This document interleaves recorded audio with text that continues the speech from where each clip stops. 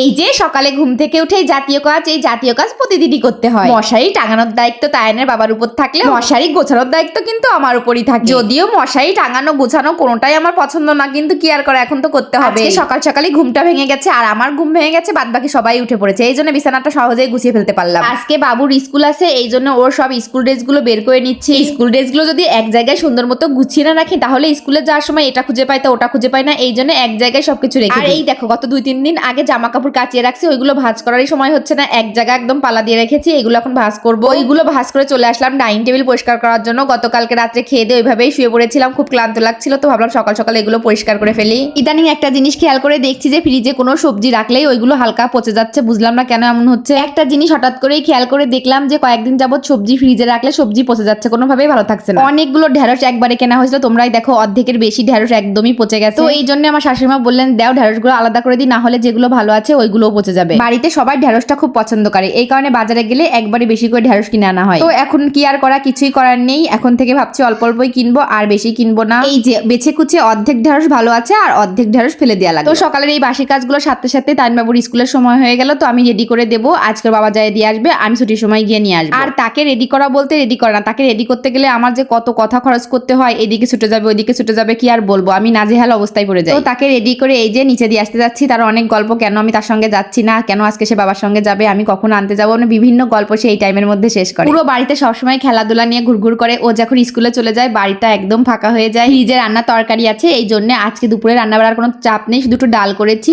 আর একটু করলা ভাজি করে নিলাম। তো ভিডিওর এই ক্লিপটা নেওয়া ছিল সন্ধ্যাবেলা, আজকে ছিল দাদা বৌদির অ্যানিভার্সারি। তো হঠাৎ করে বৌদিকে সারপ্রাইজ দেওয়ার জন্য আমরা যাবো, এই জন্য ফুলের দোকানে চলে আসলাম। ফুলের দোকানে এসে দেখি দিন শেষে তেমন কোনো ভালো ফুল নেই, এখান থেকে কিছু রজনীগন্ধা ফুল নিলাম। দাদারও আসার কথা ছিল না, দাদা হুট করে চলে এসেছে, আর আমরাও গিয়েছি। এটা নিয়ে বৌদি অনেক খুশি, হঠাৎ করে এরকম পেলে তো সারপ্রাইজ হয়ে যাবে। তো রাত অনেক বেশি হয়ে যাচ্ছিল, বৌদি ঝটপট করে একটু রেডি হয়ে নিল। তো এখন আমরা এই যে কেক কাটবো, আর সাথে একটু ফটো সেশন করছিলাম। তারা তো খুবই বেশি লজ্জা পাচ্ছিল যে কিভাবে কি করবো। যাই হোক, আমরা অনেক বেশি মজা করছিলাম আর ছবি ভিডিওগুলো করছিলাম। সারা বছর ঘুরে এই একটা দিন আসে, আর এইটা যদি একটু সেলিব্রেট না করা যায় তাহলে কি ভালো লাগে বলো। আমার দাদা বৌদি একসাথে অনেক বছর কাটিয়ে দিল, দেখতে দেখতে যেন সময় চলে যায়। এই মনে হলো এই দিন আমাদের বাড়িতে আসলো, আর এখন দেখতে দেখতে কতগুলো বছর পার হয়ে গেল। ভাবতেই অবাক লাগে দিন কত তাড়াতাড়ি চলে যায়। ছোটবেলায় মনে হতো কবে বড় হবো কবে বড় হবো, আর বড় হওয়ার পরে মনে হচ্ছে কত সময় দ্রুত চলে যাচ্ছে। এখন মনে হচ্ছে না, সময় থেমে যাক, আর যেন সময় না যায়। আমার ছেলেটা বার্থডে বলতে শুধু কেক কাটা বোঝে, অন্য কিছুতে যে কেক কাটা হয় এটা সে মানতেই পারে না। তো তাকে জোর করে একটু কেক খাইয়ে দেওয়া হলো। একে একে আমরা সবাই কেক খেলাম, আবার খাওয়ালাম। খুব সুন্দর মুহূর্তের মধ্যে দিয়ে গতকালকে সন্ধ্যাটা পার হলো। আমি ব্লগ ভিডিও আপলোড দিলেই বৌদির সঙ্গে সবাই কমেন্ট করো, এটা কি তোমার বোন নাকি, অনেকেই ভাবে বোন। তো আজকে ক্লিয়ার করে দিচ্ছি, এটা আমার বোন না, এটা আমার বৌদি হয়। আর এই দেখো, এই ফাঁকে আমরা দুইজনে একটু ডুয়েল ভিডিও করে নিচ্ছি। এই দেখো, শেষ বেলায় আমরা একটু আরং পোছে ছবি তুললাম। এই ছিল আজকে আমার ছোট্ট একটা ব্লগ। তোমরা সবাই ভালো থেকো, টাটা।